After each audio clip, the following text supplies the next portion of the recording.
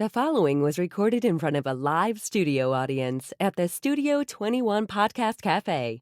This is the United Podcast Network. The following program is closed captioned for the thinking impaired. By tomorrow, I will rule the world! You think he's gone? He's not gone. That's the whole point. He's never gone. Is this some radical new therapy? You see? Well, I must have not been paying attention when you were just talking to me. Do you think that you could repeat the Leave that up a little. question? Listen more attentively. There must have been something in all of that nothing that wasn't quite so easy to see. And I must have missed something when you were just talking to me. All right. I must have not been paying attention when you were busy slamming the door. Trying to get a watch party going. We need everybody to share this today.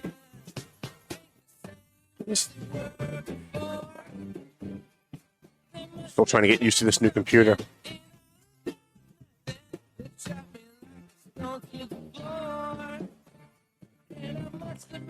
Let's see. Watch party. Oh, I don't mind just a little, driving me out of my mind.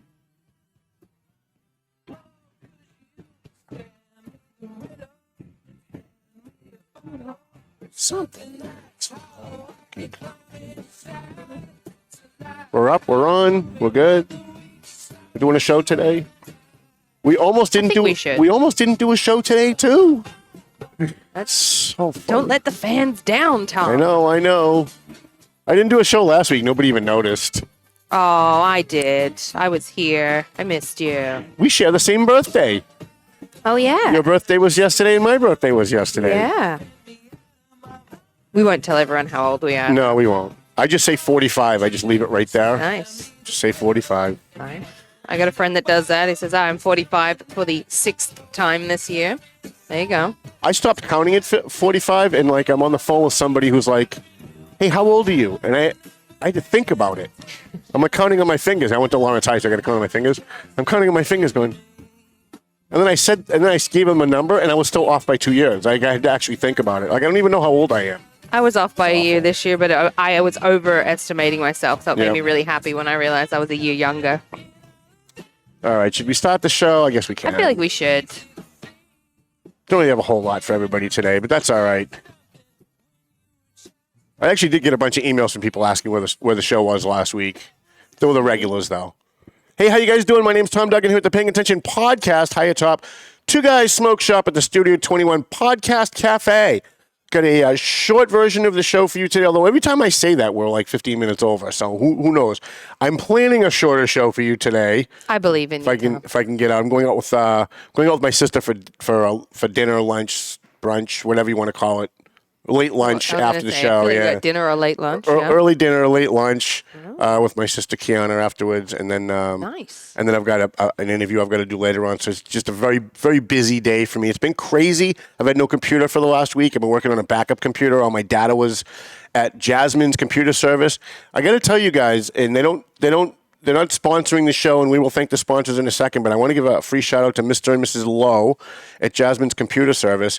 About 15, maybe 10 years ago, I had this catastrophic computer failure, and all my data for the paper was on that computer. I had no backup. And I had a friend that works for the government, and all he does is extract data from computers for law enforcement, so I gave it to him. And he brought it back to me a week later and said, Tom, I can't get anything off of this. It's just dead. There's just no way we can do it. So I was drowning in my sorrows at Salvatore's one day, and my friend Dave LaCroix bought me a drink, and I told him about my computer woes, and I was all bummed out that we'd lost like 12 years of Valley Patriot files. Ugh. And he said, no, I got a guy. I said, yeah, I know, everybody's got a guy. He said, no, I've got a guy. He said, go see Mr. Lowe. Tell him you're a friend of mine. He'll take care of you. So I went to see Mr. Lowe at Jasmine's Computer Service here in Salem, New Hampshire on 28, and I brought in my hard drive. And he said, he plugged it into his machines. He said, I don't think we can get anything out of this, but leave it with me for a day and let me see what I can do. It was my girlfriend at the time, so we left and we went to lunch. And we went to the 99 here in Salem. And as we're paying our bill, I get a text message from Mr. Lowe. I've got all your data. Come pick up your computer. Go, Mr. Lowe. I was like, wait a minute. In under an hour, you got what the guy who works for the feds couldn't get? So I went down there and I thought maybe he only got some of the data or there's just no way. And I got there and he pulled it all up. And I lost some files that were corrupted, but I got about 95 to 98% of my data back. And got to be happy with that. And so I've been using Jasmine's computer service. So I just this last week had a similar situation. My laptop died. I had a lot of stuff backed up, but the stuff on my computer wasn't, which was all the stuff for the next paper. Oh, God. And I was like, oh, my God, what am I going to do? And I walked in and I said, I don't know if you can work another miracle, but I'd really appreciate it. And he did. I went out and I got a new computer. He transferred everything over. I didn't have to. And he even got me Word, Excel. He got all my serial key passwords for all the programs I was using. Wow. And so I only had I have other stuff like PayPal I have to get my passwords from and Google AdSense and all that. But for the most part, Jasmine's computer service, if you brought it to 3 or 4 places and they've told you they can't get your data, I'd say before you throw that hard drive away, get it over to Jasmine's computer service. And by the way, when he was done, I think he charged me $300, for everything.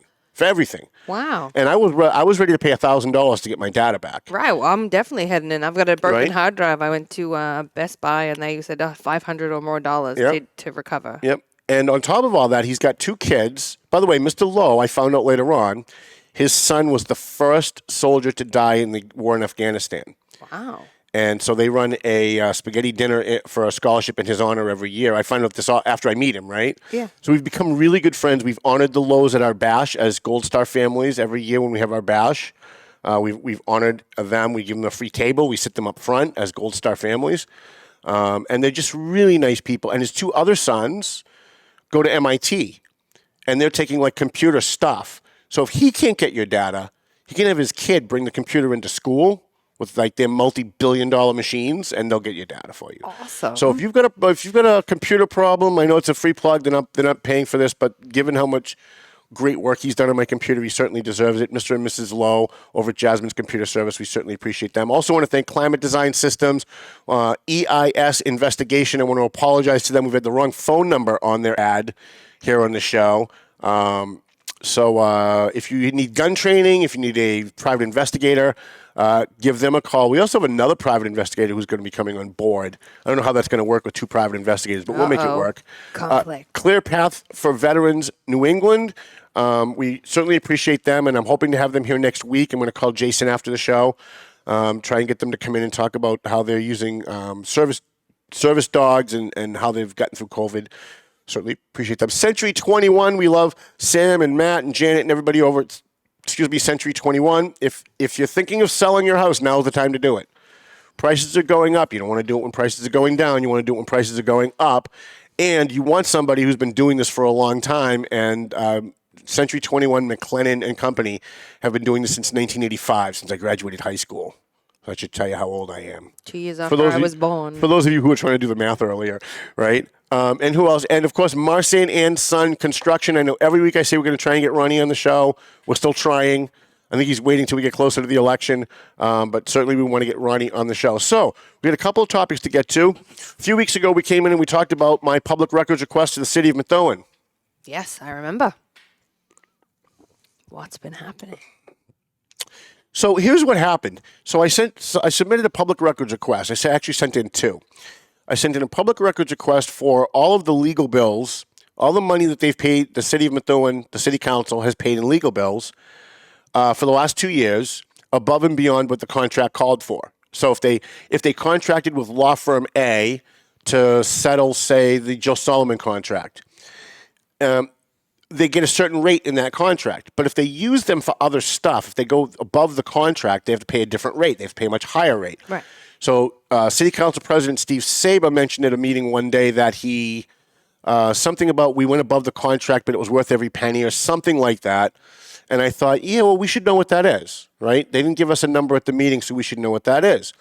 So I submitted a public records request to the city of Methuen for a listing of all the money above and beyond the contract, the legal contracts, and they sent me this deceitful, smarmy letter back saying, well, we don't really keep those records in the format you asked it for, and because we're not under the law required to compile records, we're only mandated to give you records that we already have.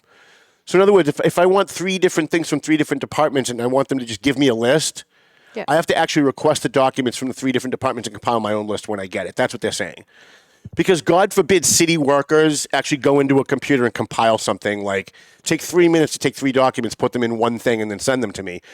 So on that one, they didn't give me the documents, which is okay, because what I'm going to do now is I'm going to submit a public records request. I was trying to think, like, how do I get what I want?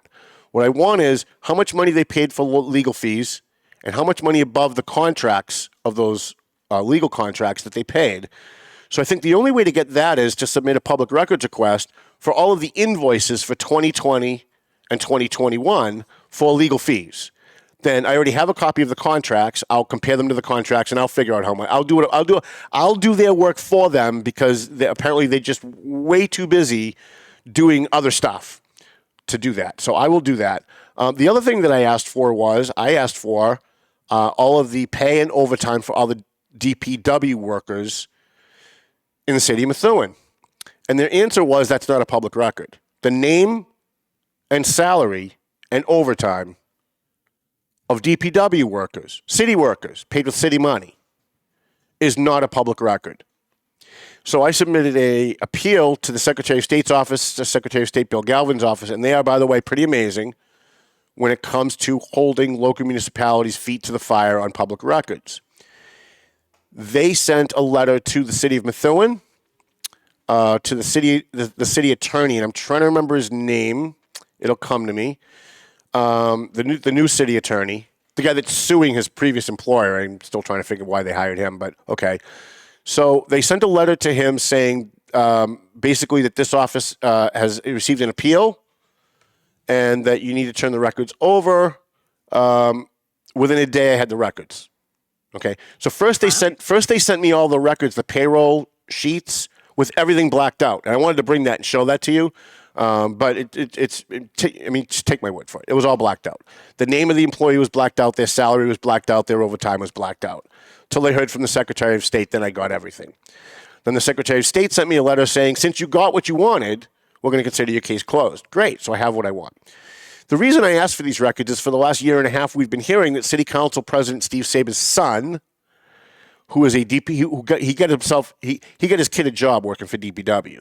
The guy that pounds his fist and talks about nepotism and insider deals, he got his kid a job working for DPW. So we've been hearing for over a year that Steve Saba's son was getting an exorbitant amount of overtime over other guys that have been there for like 35 years. Now, I have the records, I've gotten the records, but because of the computer situation, I haven't had a chance to delve into the records. But I did say at the last meeting, at the last show that I was on, that I will go through these records, and if there's nothing there, if those rumors turn out not to be true, we'll report that too. I'm going to give you a preliminary report, just based on what I've looked at already. What I've looked at already doesn't really seem to show that the rumors about Steve Saba's son getting exorbitant amounts of overtime are true. Now, I still have to delve into them, so that's why I'm calling this a preliminary report. You guys who follow me on Facebook, you guys who listen to us on Podbean and Spreaker, you're going to have, I'm going to try and give you everything that I can when I have it. However, I do want to go through it more. There might be more there. There's a lot of lines, a lot of stuff there that has to be interpreted. So I am going to do that in the next couple of days. And if it turns out that those rumors are not true, I'm going to come in here, and I'm also going to write a story. Because whether I like Steve Saba or not, and I don't, but whether I like him or not, people who spread these kind of rumors need to be called out. And right. if it's not true, if someone feeds me information that I have to waste my time researching to find out it's not true, it kind of pisses me off. Right. So if it turns out that it's not true, and it doesn't really look, at least on the surface, as though it's true, I will write that story too. My job is to just write the story. It's a bonus if I'm writing something negative about somebody I don't like, but that's not my motivation, right? The motivation is just to get the information out. And so we've heard these rumors. We heard them during the last election. We've been hearing them since the last election. And so I just want the truth. I just want to know what's real. And so I've given you what I have, at least what I know so far. Over the next few days, we will go through that, and I will come in and I'll say, look, I went through it. Here's how much the guy made. Here's how much more other people made. It doesn't really seem exorbitant to me, and then I'll let you guys decide whatever it is you want to, whatever it is you want to think about the situation. Let's see what else we have. We are going to be sending in some other public records requests too once this is over, because we're hearing all kinds of stuff on the school department. I want to stay in Methuen for a second, though. I do want to talk about the teachers. It seems as though Diana DiZoglio is now at war. Our state senator is now at war with the governor. I love Diana DiZoglio, and I love Charlie Baker. I'm probably the only guy left in the world who loves Charlie Baker. All of my conservative friends hate him because he's not conservative. All my liberal friends hate him because he's not liberal enough. He's been in for a long time. Ronald Reagan was at the lowest point of his approval rating when he left after 8 years. People get politician fatigue. Even if you're doing a great job, after a while, people just get sick of you. It's one of the reasons I'm against term limits, especially for like mayors and stuff like that, because the people eventually just kind of get tired of you and say, no, you know what, we're going in another direction. And if they want to keep electing you, I think they ought to be able to do that. There's no term limits for governor in Mass. And I know that Charlie I think he's serving his third term now. Diana DiZoglio is now at war with Charlie Baker. I can tell you my money's on Diana DiZoglio. Now, in any other circumstance, my money would be on Charlie Baker. But I know Diana DiZoglio, and I know Charlie Baker. And Diana DiZoglio is going to clean his clock when this is over. She's pissed off because the governor has not been transparent in who it is that got the contracts to give out the vaccines. She submitted requests to find out how these contracts were given out and what matrix was used to give vaccines out. You've got Mayor Perry and Methuen complaining we don't have enough vaccines. They did this big thing, this big, huge, it was a little over the top if you ask me. It was a 1-hour conversation at a city council meeting about the fact that they were having a free vaccine clinic in Methuen for 100 people. There's like 54,000, give or take, people in Methuen. And at that rate, you're on pace to maybe vaccinate everybody in about 20 years.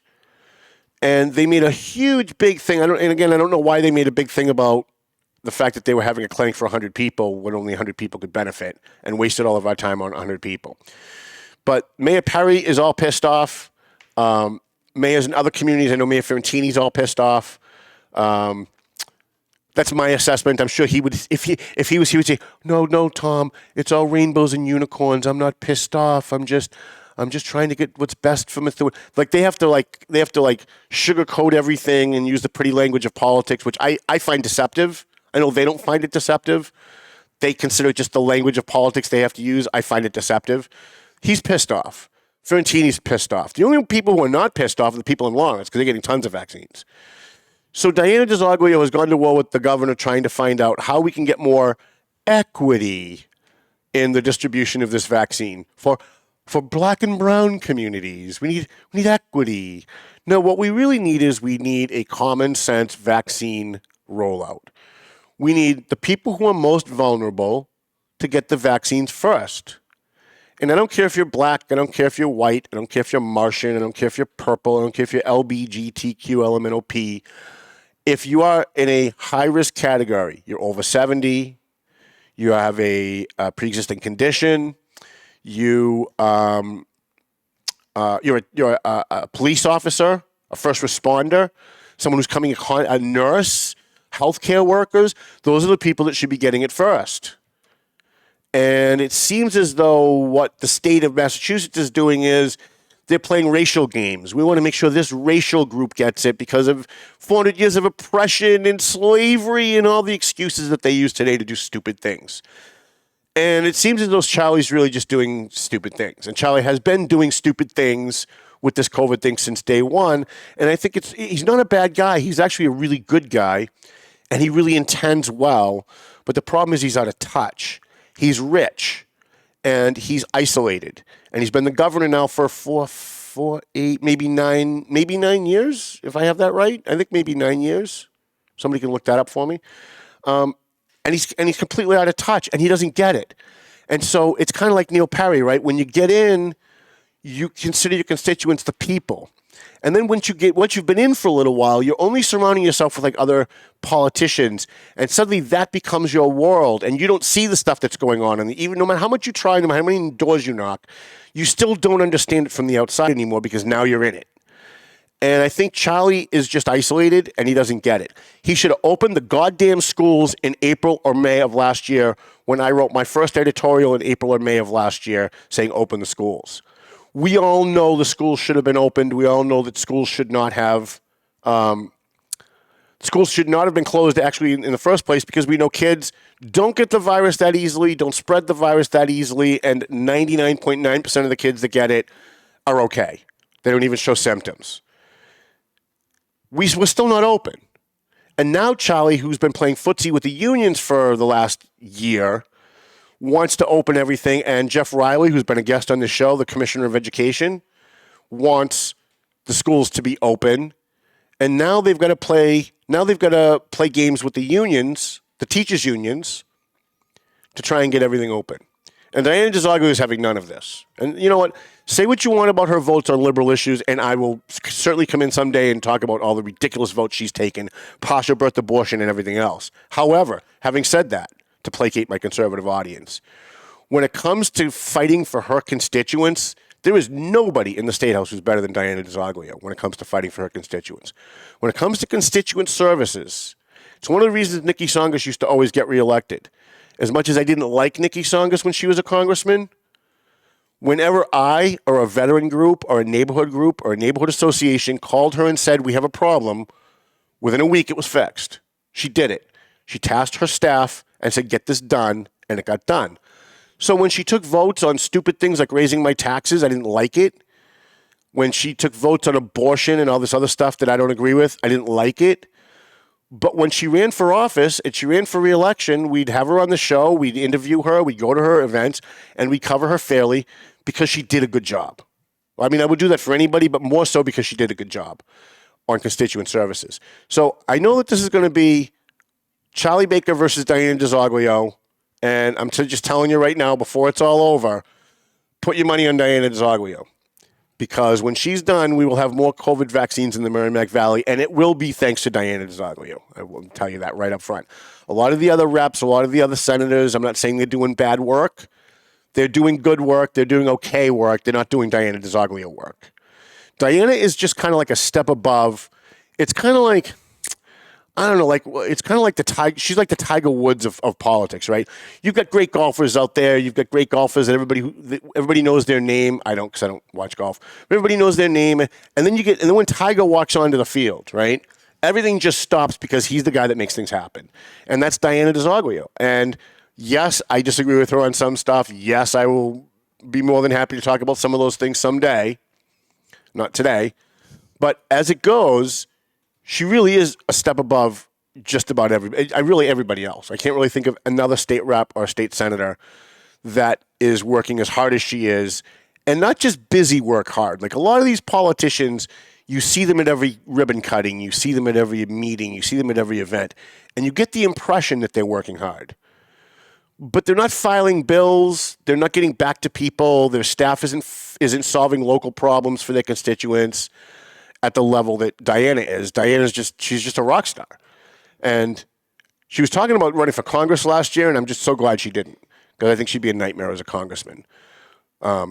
Because of all the national stuff. You know, she's very anti-Trump. She's on board with all the woke bullshit. So on the national level, I shuddered when she talked about running for Congress. She's where she belongs right now. This is her job for life if she wants it, if she keeps it. If she wants to keep it, it's hers.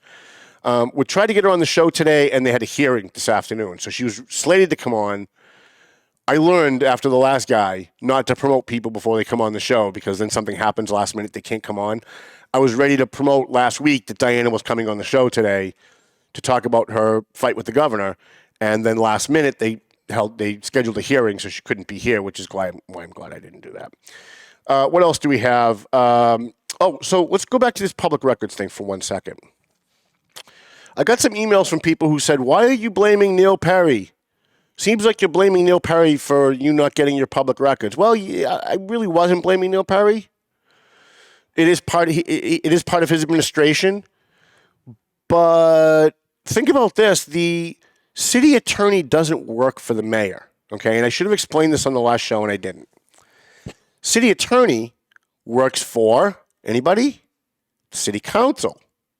And who's president of the city council? That would be Steve Saba in Methuen. So Rossetti is the guy's name, I think. Attorney Rossetti, I think. Could be wrong about that. He got my public records request, and he took it to Steve Saba. Now, my public records request was about Steve Saba's son. So what do you think happened? Steve Saba, the city council president, told the city attorney not to turn over public records. Not to turn over public records. Because it had to do with his son. That changes the story significantly, doesn't it? A little. Because regardless of what I find when I finish going through these documents, the story would have been, in the next paper, what the documents say. Either the documents say that his son gets a lot of overtime, or rumors have been spreading that he's been getting a lot of overtime because of who he is, and we looked at the documents and that's not true. That's what the story would have been one way or the other prior to me finding out about them refusing my public records request. Now that I know the story is going to be, why did the city council president break the law and tell the city attorney to break the law by telling him to refuse to turn over records that are public records? And we know that they're public records because they ended up giving them to us. If they weren't public records and it had to do with Steve Saba's son, trust me, they would have fought this all the way to court. And they would have won if it was not a public record. But it is a public record. So all these shenanigans, whenever you watch the city council meetings, it's the ones that talk about integrity the most that have no integrity. It's the ones that talk about transparency the most. Let's remember, Judy Scannell, I loved her as a person, but all she talked about for 10 years as superintendent was transparency. You couldn't ask her what time. If you asked her, Judy, what time is it? She'd say, well, in all transparency, it's 12:45. Like, she'd work the word transparency into every fucking thing she said. Everything she said was about transparency. And then we found out at the end she was the least transparent person in the city of Methuen. She didn't have a certification. Nobody knew. People that knew weren't saying anything. So I'm just cautioning you, when you watch those meetings and you hear somebody say, my integrity, you know for sure there's an integrity issue with that person. And when they're pounding their fist talking about corruption and doing away with corruption and doing away with nepotism like Steve Saba does, just know that he got his kid a job in DPW and he told the city attorney not to turn over public records. Not to turn over public records. And by the way, lie in writing saying that they're not public records. And let me again remind you, for those of you who don't know, I haven't even looked at your comments yet, I wrote the state's public records law. I wrote it. I know what's in it. I know that the city employees and their salaries and their overtime and money they get from grants that don't even come from city funds, those are all public records. So just wanted to give you a little bit of a follow-up on that. How are we doing on time? Oh, we're halfway done already. What else do we have? So we did that. There's a lot of things in this COVID relief bill for specific types of businesses.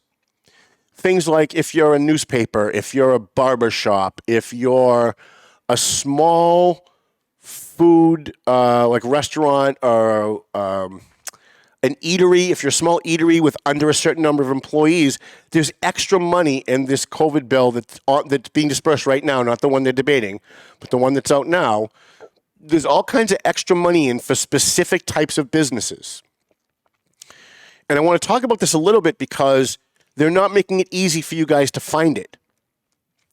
I know that in this bill, there is extra money for, I'm going to apply it to me, but I want you to take this and apply it to the other businesses as well. So I'm a newspaper. I'm not a newspaper. I own a newspaper.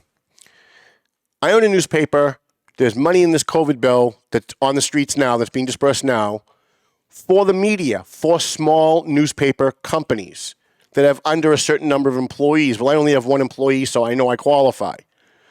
I've spent a week navigating through just about every website I can find to find those extra benefits for the media and still have not found it. So I'm a pretty research savvy guy. It's kind of what I do, right? I'm an investigative reporter. It's one of the hats that I wear. And finding stuff online is kind of like my expertise. I mean, if there's an elected official that beat his wife and there's a restraining order out there somewhere, I'm going to find it at election time. Even if it's hard to find, I'm going to find it. But I couldn't find this. So it brought me back to a conversation that we had with Joe Bevilacqua from the Merrimack Valley Chamber of Commerce. If I can't find this, and you're a small barbershop, or you're a small pizza shop, or you're a small law firm that has under, let's say, 10 employees, and there's extra money in this bill for you, you're never going to find it. If I can't find it, you're never going to find it. So I asked around a few people, and they said, talk to your lender. Great. So I called my bank. I called Santander Bank. Now, I have a love-hate relationship with Santander. 50% of the time I deal with them, I love them. 50% of the time, I hate them. This is one of the times I hate them. I called them on the phone. I said, this is who I am. I know that there's money in this bill for not just regular, I'm eligible for the regular PPP, but I'm also eligible for additional funding because we're a newspaper. And somebody said, call my lender. You're my lender. Humana. They had no answer for me. My lender, they said, we can help you with the regular PPP stuff. We can help you walk through that. But this newspaper stuff, we don't know anything about it. No clue. I'm like, well, do you have a supervisor that I can... Well, we can give you a supervisor, but he's not going to be able to tell you anything. I said, okay, well, give me the supervisor anyway. Supervisor gets on the phone, can't tell me anything. So it brings me back to Joe Bevilacqua. If you're a small business in the Merrimack Valley, even if you're in Salem, New Hampshire, I consider that part of the Merrimack Valley. Even if you're in Windham, I consider that part of the Merrimack Valley. If you're a small business and you know that the business that you're in has extra money in this bill for you, and most of it you don't have to pay back, most of them are forgivable loans, call your Chamber of Commerce, call the Merrimack Valley Chamber of Commerce, and they will walk you through it. I called Joe Bevilacqua. He said, when you've got about half an hour to sit down with somebody on the phone, we'll schedule a time, we'll sit down with you, we'll call you on the phone, we'll conference you in, whatever we have to do, and we will find this money that's in the COVID bill for you. We will help you find it. So that's my advice to the small businesses out there that are still struggling. I haven't gotten anything from the second COVID bill. I called my bank. They said, after I finished all the other stuff about they didn't know anything about newspapers, and I asked them about my regular PPP, and they said something about, well, there's a line on your tax form when you fill out your 2020 taxes, and you put it in there, and then they deduct it off your taxes, and it all seemed like bullshit to me. I was told we were getting a $600 check. You were told we were getting a $600 check. A lot of people I know got a $600 check. But somehow I can't get a $600 check. And on top of all that, our new president promised us during the campaign we were going to get $2,000 check. Take it to the bank, he said. Well, I took it to the bank. They don't know anything about it. They're still arguing. They impeached a president who wasn't even president. They're passing all kinds of equity in the military laws, all this stupid global warming, closing down pipelines, destroying the economy. They had time for all that, but they still haven't had any friggin' time for you, the taxpayers, to give you relief. Do you know every other country that's been affected by COVID, every other country that I've looked up, and I've looked up, I think, like 25 countries, from Eastern Europe to Western Europe, Canada, Mexico, they're all giving people money monthly. Their government is dishing money out to people monthly because your rent doesn't come every 6 months. Your rent comes every month. And yet here, the richest country in the world, we're sending millions of dollars to Jordan and Egypt and Pakistan while our own people are starving, our own businesses are closed, and our own people are committing suicide, taking drugs, or becoming alcoholics because their job is gone and everything's closed down. The Democrats have everything now. You can't blame Orange Man bad for this one. You can't blame Donald Trump for this one. You've got the House is a bunch of Democrats, majority. The Senate, majority Democrat. The White House, Democrat. They can pass anything they want. You would think the first thing that they would have passed would have been $2,000 for you and me. But no, they're not doing that. They spent a whole week on impeaching a president that's not a president. They passed all kinds of money for other countries. And now they want to pass another stimulus, and they're fighting over it after they're doling out billions of dollars to other countries. Like him or not, Donald Trump was right. Why are we sending money to other countries when we're starving?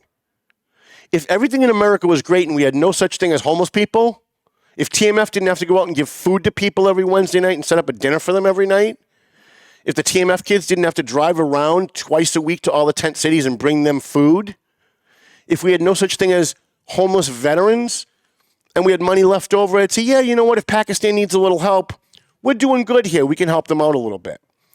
But if your kid doesn't have a coat, you don't go to Kohl's and buy a coat for the kid next door. You take care of your own kid first. That is if you love your kid.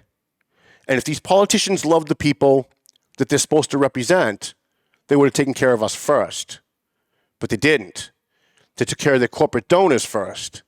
They took care of other countries that slide money into their pocket through third parties, donations for their political campaigns, or buying widgets from their widget company. All these senators, they're all millionaires. They all own businesses. So even if money isn't donated to their campaign, these foreign leaders can just buy their product of whatever company that they own. They're selling cars, they're selling drum sets, they're selling widgets. They can say, oh, you know what, we won't give money to his campaign.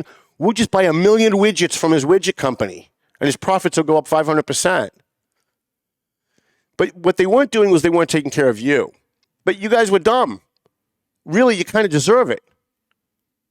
Because you had a chance to vote for a guy that would have made sure you got the money. And instead, you believed everything CNN told you, and you voted for the guy that promised you he wasn't going to close the pipeline, and then did that on his first day. The guy that promised you he was going to give you a $2,000 check, and it's now February, and we don't have a check. They went from $2,000, they said, no, now we're going to make it $1,400. Okay, fine, where's my $1,400? We still don't have it. We don't have our $1,400. But again, you guys deserve it. So I don't know what else to tell you. The Biden administration, I could be like Hannity and Tucker and everybody else that come in here and just rail against all the stupid things they're doing. It's just a waste of time. Because quite frankly, if the Republicans were in, other than maybe Donald Trump, if the Republicans were in, they'd all be doing the same stupid shit. Because the Republicans and the Democrats have both sold us out. That's why they all hated Trump. They hated Trump because he wasn't on board with their little inside deals, where they were all making money on all these trade deals with China and trade deals with Ukraine and trade deals with Russia and trade deals with Argentina. They were all making millions of dollars on the side on it. And then Trump came in and said, wait, why are we spending all this money on stupid stuff? Like, why are we spending $8 million studying a three-toed sloth when that $8 million can go to homeless veterans? Like, how about let's just have our priorities in order? But the Democrats and the Republicans have both completely sold us out. And when Joe Biden says America's back, he didn't mean America, the old America's back. He mean Obama's America's back. Where white people are bad, cops are bad. Oh, by the way, unless the cops are protecting politicians. The cops at the Capitol, all summer it was cops are evil, cops are systemically racist. Cops, by virtue of being cops, are all a bunch of jackbooted thugs who gunned down black men for fun in the middle of night. Until the so-called insurrection at the Capitol. And a police officer lost his life. Then suddenly police officers are fucking heroes. Suddenly these guys are the best. No talk anymore about cops being systemically racist, are there? No more talk from Kamala Harris about how the criminal justice system is all racist against black people, which is a total farce, by the way. No, cops are good. The military's bad, and cops are bad until the military's protecting them, and cops are protecting them, which goes to show you that everything they say is a lie. Everything they say is a lie. And some of them even lie to themselves, because I think they're so steeped in their own narrative, their own propaganda, that they believe it when they say it. They believe that on the one hand, the cops are all a bunch of jackbooted thugs. On the other hand, we need gun control. Turn in all your guns. Well, gee, if I was a black guy, that'd make me really nervous. If I was a black guy who lived in Lawrence or Roxbury or even North Andover, if I was black and living in America, and I heard those two messages coming out of the party in control in Washington, that A, the cops are out to gun me down and everybody who looks like me. And B, you shouldn't have a gun to protect yourself against those jackbooted thug cops. Turn in all your guns. We need gun control. That would make me that would make me wonder whose side the Democrats are really on. So do they really believe that the cops are a bunch of racist, jackbooted, systemically racist thugs who are gunning down black men for sport in the middle of night? For driving while black or walking while black? Do they really believe that? Because if they do, they really can't believe taking everybody's guns is a good idea, right? Because if the problem is the cops, we should have more guns on the street to defend ourselves against those white, evil, racist cops. So I really think these people actually believe both of these things because they're stupid. They're just brainwashed. They repeat the pretty language of politics. They don't want to come out and really say what is real, because if they do, they'll piss off their colleagues, because their colleagues are all on the same page. They're all reading from the same script. And if you go off script, they're going to be mad at you. They're going to attack you.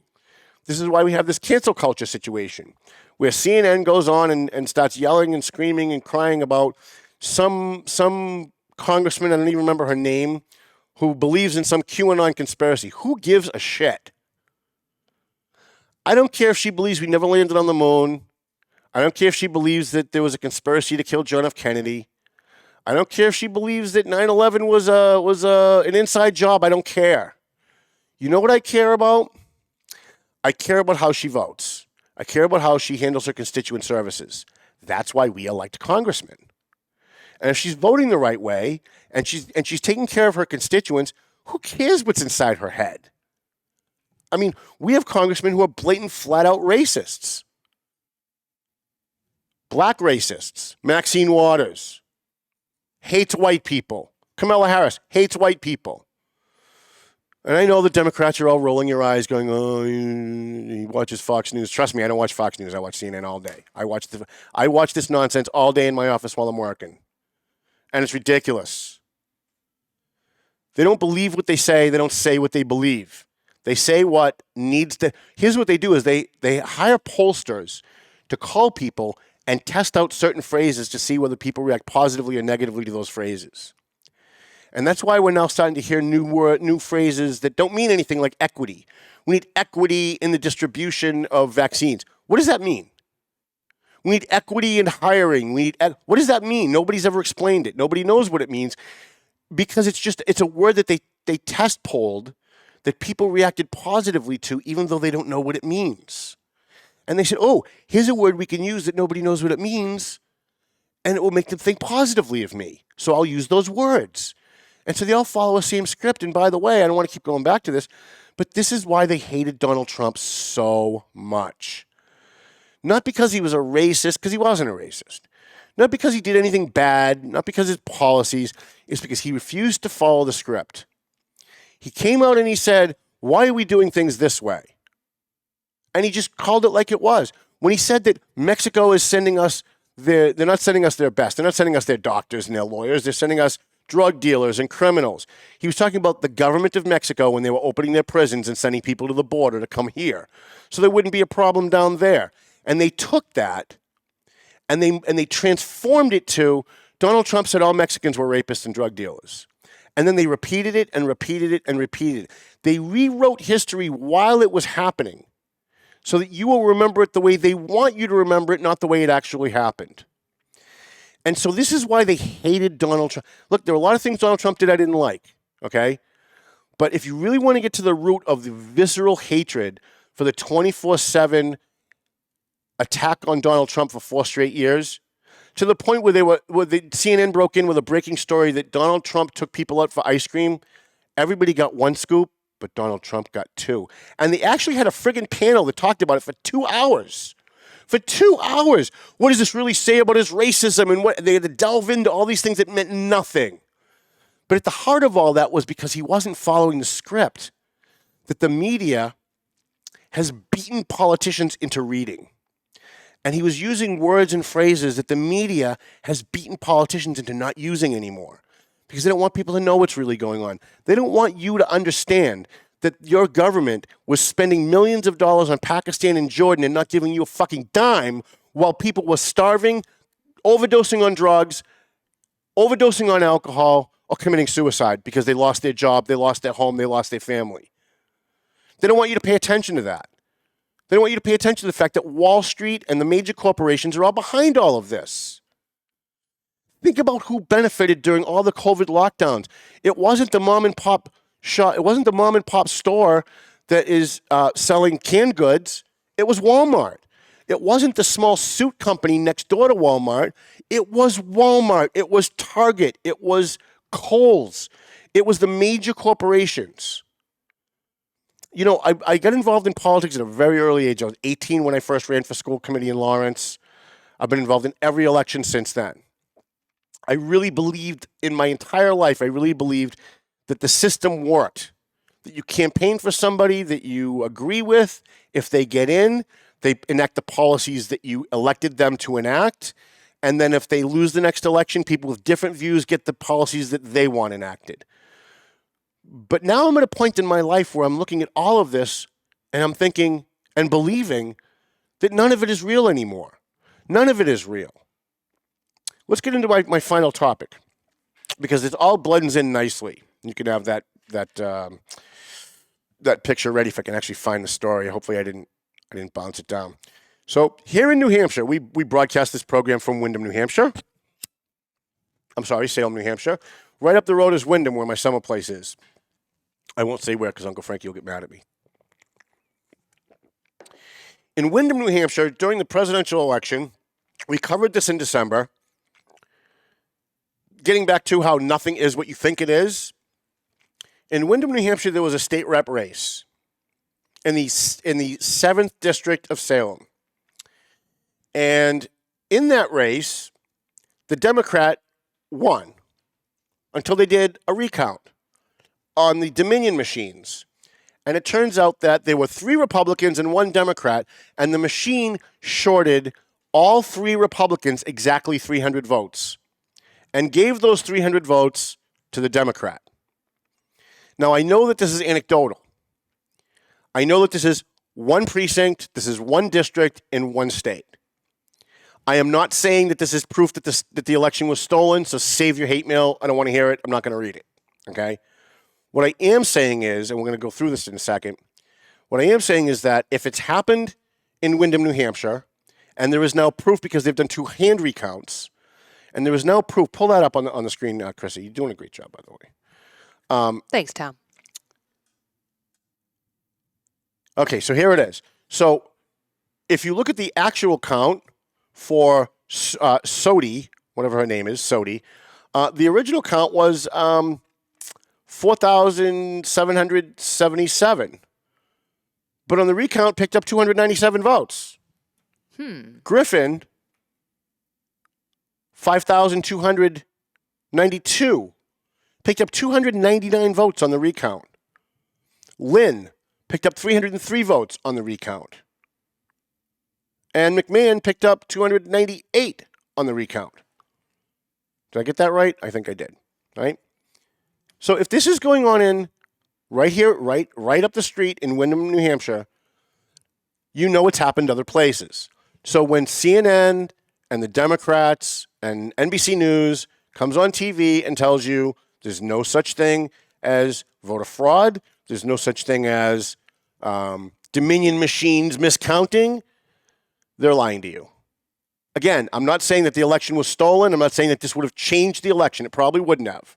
Even if you added them up all over the country, it probably would not have. I'm not interested in having a debate as to whether or not the election was stolen. That's not the intent of this discussion. The intent of this discussion is to get you stop thinking in absolutes the way the media wants you to think that A, there's no such thing as voter fraud, because we know that there is, and B, these machines were flawless. They were not. Clearly there's room for error. There is room for error. And it's interesting, although still just anecdotal, that all 3 Republicans lost 300 votes and the Democrat gained those votes. Now, is that suspicious? You're damn right it's suspicious. We should be looking into it. Now the Attorney General in Massachusetts is asking to confiscate the Dominion machines away from the audit team so that they can do a study of the machines. I can't imagine that Trump was right, that these machines were fixed so that Republicans would lose votes and Democrats would gain votes. I can't imagine that that could be true because CNN said that it's just a conspiracy theory. You're as crazy as QAnon if you believe it. And the Democrats on NBC and ABC and CBS and the Wall Street Journal and the Boston Globe and the New York Times and the LA Times and the Washington, whatever they have, are all telling you that it's just not possible. It is possible. I don't know that that's what happened because I require facts. I require, I'm like Neil Perry, although he didn't really mean it. I require facts and data, right? And the facts and data that I look at says, yes, the machines were flawed. Yes, there's something suspicious here. I can't draw a conclusion until we look at the machines. Let's see and wait for the Attorney General in New Hampshire to go through these machines, to quarantine these machines, whatever they got to do, take them apart and figure out what's going on with them. By the way, we also know voter fraud exists because we've covered Lawrence for 17 years. I mean, we all remember Willie Antigua stealing votes. We all remember how he stole the votes. And in fact, I even did a whole show telling you how he stole those votes, like exactly how he did it.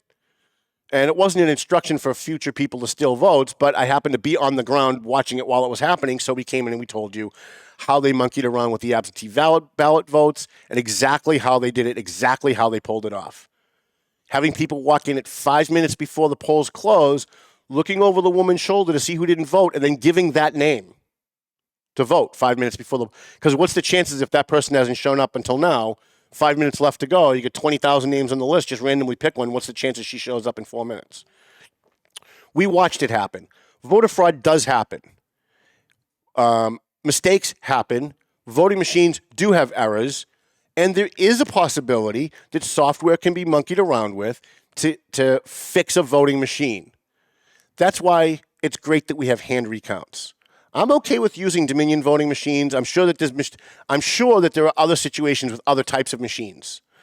And I'm okay with using Dominion voting machines if they for the most part prove reliable. Because right now what we have is a system where we can do a hand recount. The only reason why we know about what's going on in Windham is because one of the state rep candidates, I think it was the person who won. I could be wrong about that. But I think the person who won looked at the numbers and said, that doesn't really look right, and called for a recount.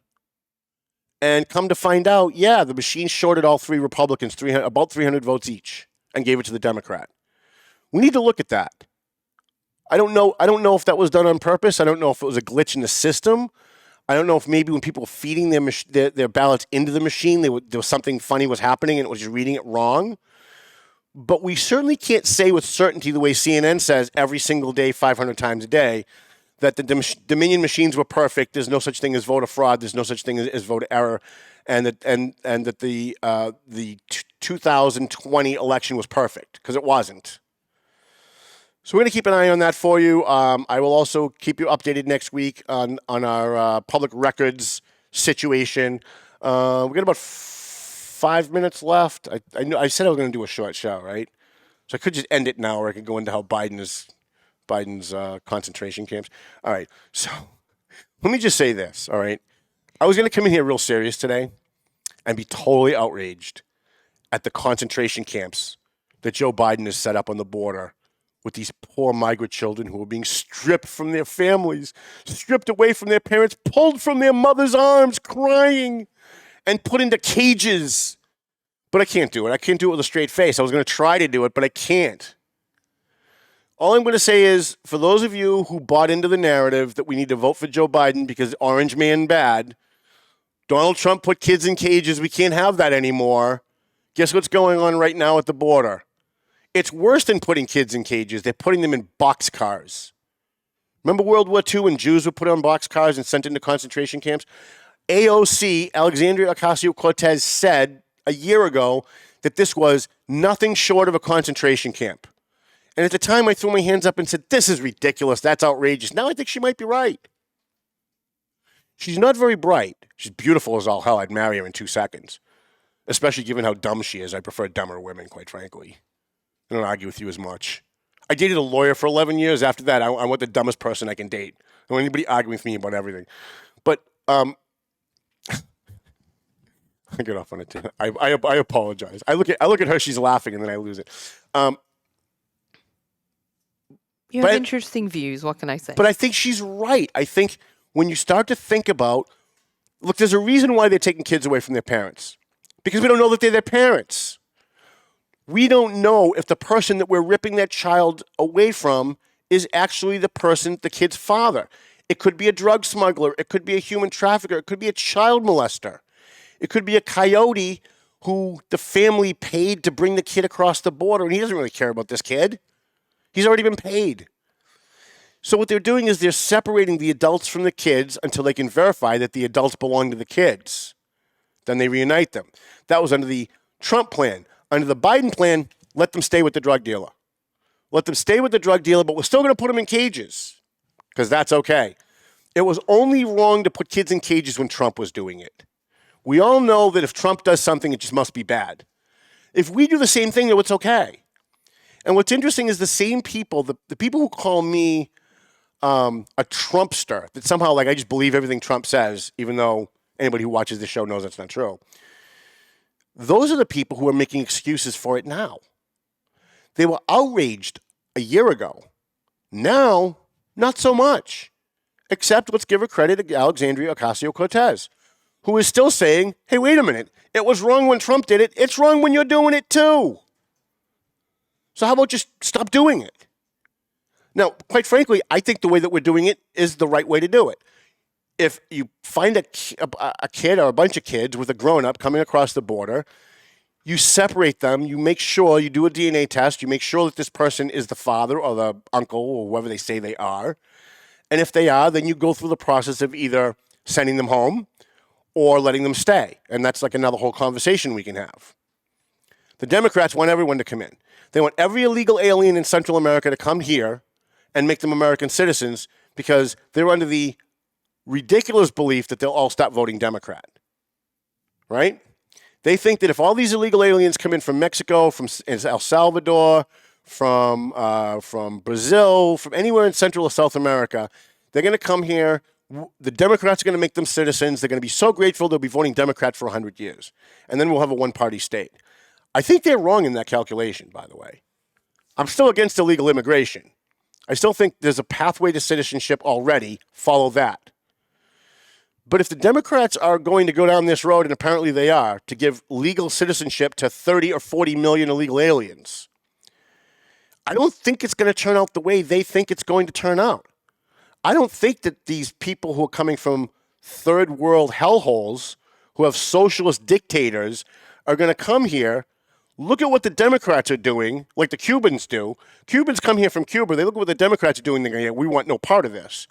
I think if you started en masse letting 30 million illegal aliens stay and let more come, I think they're going to figure out what the Democrats are really all about. I think they're going to vote their asses out of office. That's just my view. In the meantime, though, I think there's concentration camps on our border, and I think they need to stop. We have these kids in boxcars on the border, like it's 90 degrees every day down there. You ever been in a boxcar? I've been in a boxcar. Like when I was a kid, I lived on Boxford Street in Lawrence, and the train tracks are like 3 blocks away. We used to go and hop up on the trains. We'd get in the boxcars. We'd hang out with our friends till the railroad police came, and then they'd chase us out. By the way, free tip, railroad police have more authority than the FBI and your local cops. If the railroad police catch you, you're screwed no matter what you do. I only found out because I got caught. And my father came to visit me at the railroad police jail. And he said, listen, there's nothing I can do for you. If I was in the FBI, there's nothing I could do for you. If I was in the CIA, there'd be nothing I can do for you. Railroad police have their own special power, their own local and state and federal national power. I think they're the only ones in the country that have it, except maybe the postmaster. So I've been in boxcars. I used to hang out in boxcars when I was a kid, and when it got over 70 degrees, you didn't want to be in a boxcar, and that's 70 degrees. Texas, Arizona, New Mexico, it's 95 degrees every day on a good day. And these kids are in boxcars with cages on the windows. Kids in cages under Democrats. But you know that it's okay because we're not calling it that. When they asked Jen Psaki, the hottest woman on TV, President Biden's press secretary, the only good thing he's done since he got in. When they asked her, her basic answer was, no, it's not kids in cages because we're not calling it that. Was basically her answer. We're calling it this, we're calling it that. And by the way, we've got the first female whatever to try and distract everybody. But it's still kids in cages. So you're either going to walk the walk or you're not. And we can have a full show someday about illegal immigration. I don't think we really need to do that. I think everybody that watches the show knows where I stand on it. And if you're watching this show, there's a pretty good chance you at least agree with me on some of it. Because most people who disagree with me vehemently won't watch the show. They don't want to open their mind to new ideas. They don't want to open their mind and consider the other side might have a point on anything. So if you're in the middle or you're to the right on this issue, you probably agree with me. There's no need for me to do that. Why don't we roll up? I did have, here she is. All right, we'll get this. We'll roll up Melvin Taylor for the end of the show. There it is. Mel's been going live, by the way, on Facebook. And he did this song. I requested this song while he was live on Facebook. And he did this song. And half the people watching were like, hey, isn't that the song on Duggan's show? I'm like, yeah, this is the guy that wrote it for us. We want to thank Tina's Cleaning. So I got a new cleaning lady, and we have a new cleaning girl Tina. And she came into my office. It sparkled when I walked in. I got nervous. I was actually scared. Because it sparkled, and I went, oh my God, I'm never going to be able to find anything. I found everything. Everything that I had in piles, she had moved them, cleaned underneath it, and reorganized the piles for me. She took care of my rug. She took care of my walls. She took care of my dusting. She did a phenomenal job on the kitchen. So if you're looking for a cleaning lady, I've got a guy. Only it's not a guy. It's a girl. Call Tina's Cleaning, 978-476-0963. We also want to thank 4-Star Lighting, Climate Design Systems, Century 21, McLennan Real Estate, EIS Investigations. Who do we miss? Marseille and Son Construction. Who did we miss? Somebody. I know we did. We missed somebody, right? We did Century 21. We did Climate Designs, Ron Marseille and Son. I think we got everybody, right? I'm pretty sure we got them all. And a free plug for Jasmine's computer service. Sounds like Melvin Taylor's still playing, right? Yeah. I'll give you a longer version of that. I only had it for a minute out, and now I talk a lot more at the end, so I'll give you the full thing. That's all right. We'll just loop it again. It's fine. I want to say thank you, too, to Ralph Wilbur, who has been my business partner for 17 years at the Valley Patriot. He has gone off into retirement and has sold his shares and has left the building. He's in his 90s. I won't tell you what number because if I get it wrong, I'll get there's a difference between 91 and 97. Really, once you're over 80, it doesn't matter, right? But he's in his 90s and he wants to relax and he wants to enjoy himself. And so it's been a fun 17 years with Ralph, and I want to thank him for all of the help he's given us to start the paper and to keep the paper going. Thank you, Chrissy. Thanks, Dave Garofalo here at Two Guys Smoke Shop at Studio 21 Podcast Cafe. And what's the network? United Podcast Network. And the United Podcast Network, she said, from Australia. Melvin Taylor says go home, so go home already. The views and opinions expressed by the hosts, guests, or callers of this program do not necessarily reflect the opinions of the Studio 21 Podcast Cafe, the United Podcast Network, its partners, or affiliates.